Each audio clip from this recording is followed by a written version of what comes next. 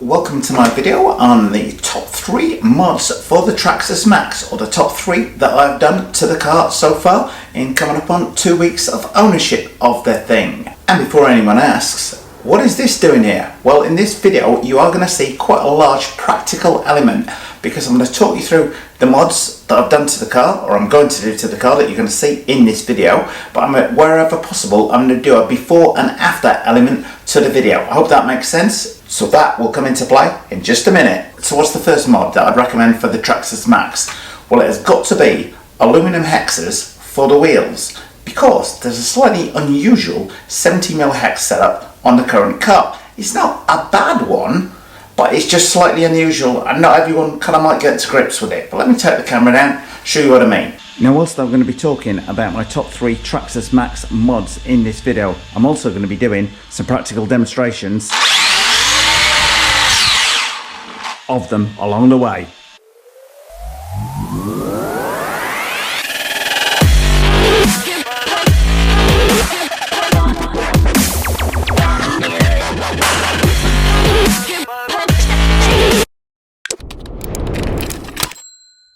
Well, the slightly unusual setup can be seen here with this blue disc, which has got a 17mm hex inside of the wheel. Typically you would expect to find a 17mm aluminum or plastic hex like that, but when I take the wheel off, you will note the fairly obvious difference that this nut is nowhere near a 17mm hex nut size on there. So what have we got on here? Well, we've got this little plastic blue spacer, which is a bit of a pig to get off of the wheel. You will see the plastic hex on there, so that is a 17mm hex on there. But what we do have fitted to the wheel is this little spacer, and it goes in the outer hole of your 17mm wheel, so you can put that in any 17mm wheel, and any 17mm wheel will fit on the Traxxas Maxx. But despite its looks, it does work fairly well. I've not had any issues with them so far, but I think a lot of people would prefer a proper 70mm hex on here like this. And if you've got any concerns about the plastic one, I've not had any issues on the power with it at all, and I put it through quite some abuse, as you will see later on in this video.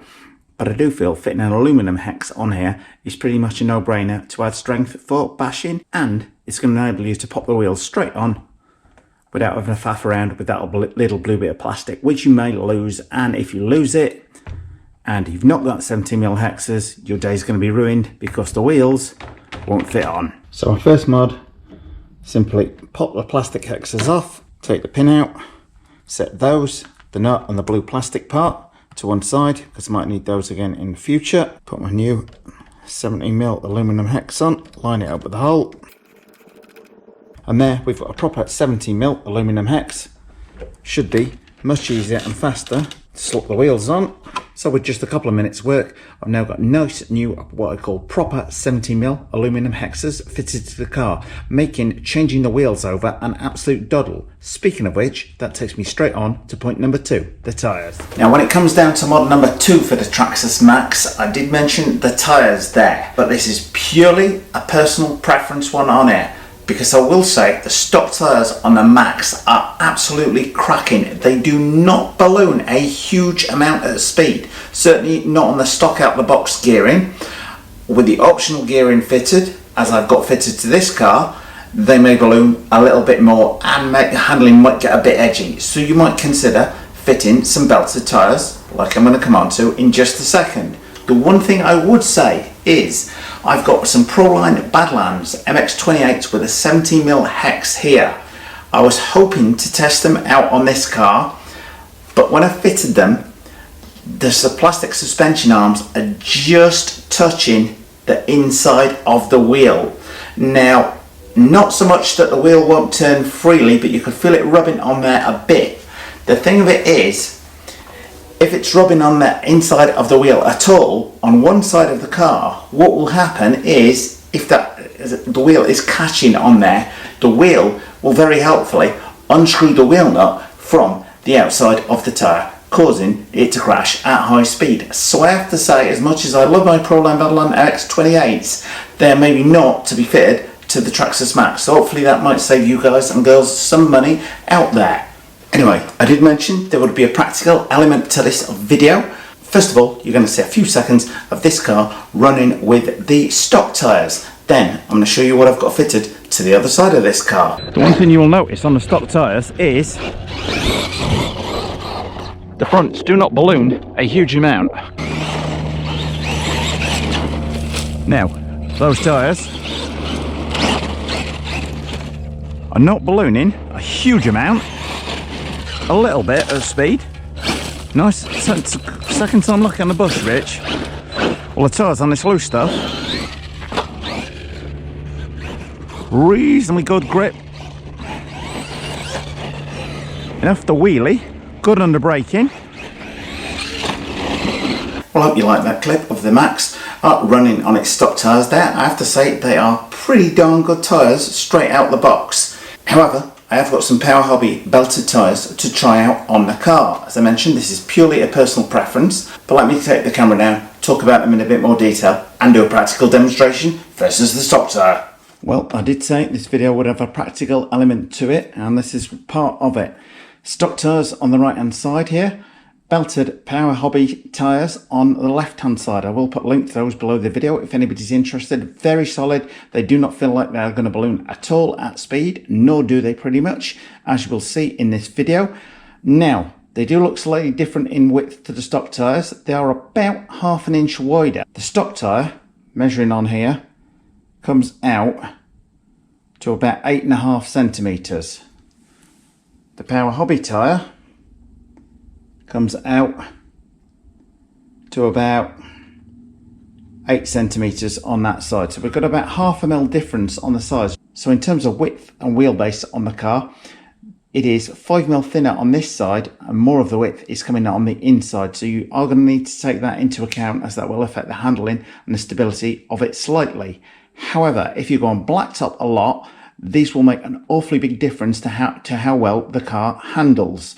But so as I say, this is very much personal preference. Why have I got one of each tyre on each side of the car? Because I'm going to do a quick demonstration under throttle and show you the Power Hobby belted tyre versus the stock tyre. See how much they balloon or not, as the case may be.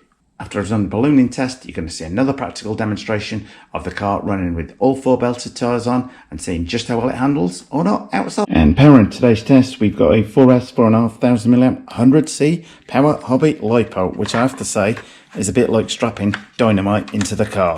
Okay, now for demo purposes, I've turned the TSM off because I don't want any auto steering kicking in on there, because it's going to be tricky enough as it is, keeping it in the centre.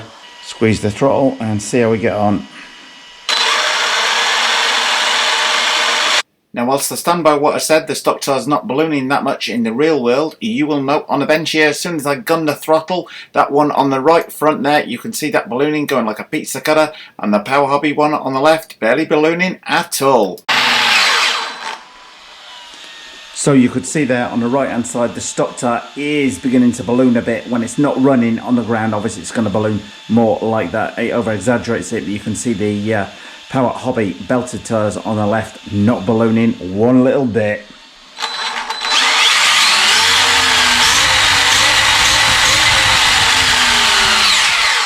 So there you've seen how the Power Hobby belted tyres stand up against the stock tyres on the bench. Now, time to take this outside and do a couple of speed run passes to see just how they handle in the real world. I'm here today with John from Fog City. Link to John's channel below this, and have a quick spin up now in this and see video, how fast it is. The car is just running with the stock gearing, not with the optional gearing that 53 miles an hour running outside on the bench, but nonetheless no it's going to give you down a in good San Jose, overview but as to we've just done how this well nice new the spot. belted tyres Fingers crossed, where it in should the be real able to feed world. the power in.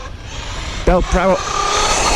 Ooh, bit careful on that. Now the car immediately feels super stable at speed, and you can get on the power much earlier with a lot more confidence, because the thing is going exactly where you point it without any ballooning from those tyres at all. You got to be aware under braking it that it's like a monster truck and not a buggy. You can step straight on, that's braked out, I would say. What are you thinking? I'm thinking high 50s. Absolutely. I think. You can really get on a power with these. Real.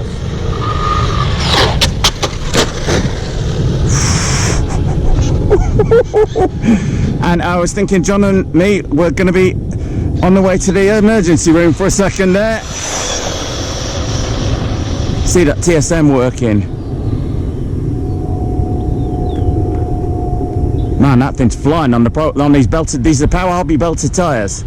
Well, just a short demonstration there, but the tyres are proving absolutely awesome on the blacktop. Awesome. So did we like those passes on the belted tyres? Handles pretty good to my mind. You do need to watch it a bit in the corners because the lateral grip that these things provide is huge, which is maybe which you do need to take into account, as the thing is already coming for a little bit of criticism as being a bit top heavy. So if it gets more grip in the corners, it's going to want to roll more, so you're going to need to ease off a little bit more in the corners.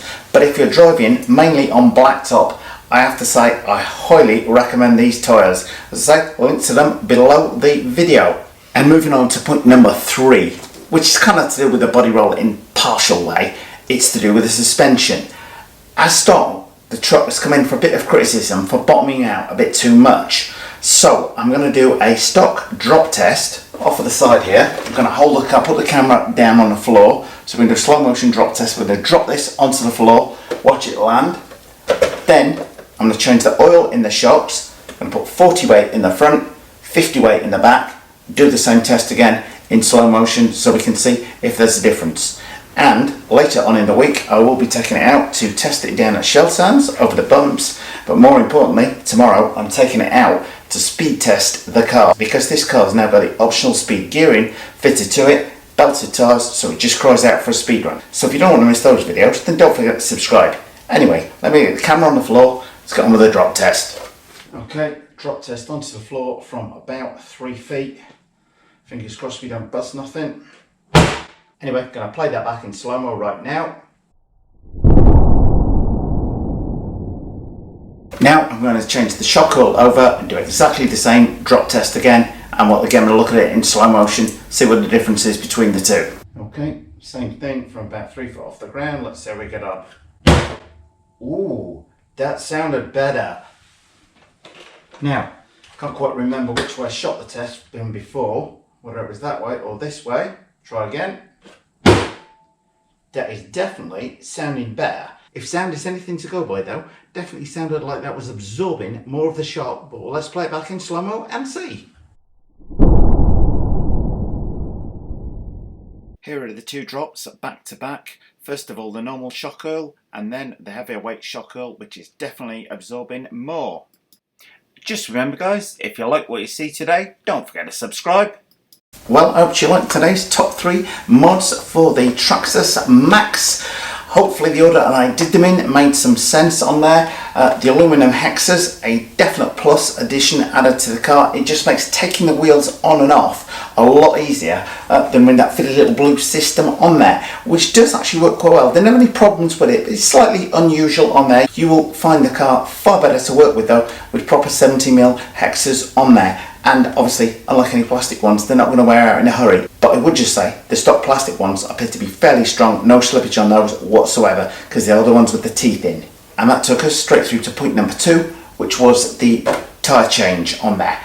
When I say the top 3 mods on there, if you're just going to run this car off-road, the tyre change not necessarily going to be such a big issue, although hopefully that point I made on the RX28s not fitting the car ideally will, fingers crossed, save people some money out there. They're great tyres, the MX28s by the way, but they're just not quite fitting this car right, which is a bit of a shame. Lastly, point number 3, changing the shock oil. I would say that's pretty much an absolute must on there. Definitely helps from limiting the car from bottoming out. The drop test I did on here with the springs were in the stock out of the box position on there. I don't do anything at all other than changing the shock oil in there. The car handles a lot more fluidly with the change of shock oil weight on there. But I'm sure you will have your say in the comments section below the video. But for today, that's my top 3 Traxxas Maxx mods. Thanks for watching. Well, thumbs up if you like this video guys, post any comments you might have in the comment section below the video, and hit the circle below to subscribe. And if you do hit the circle, don't forget to hit the bell.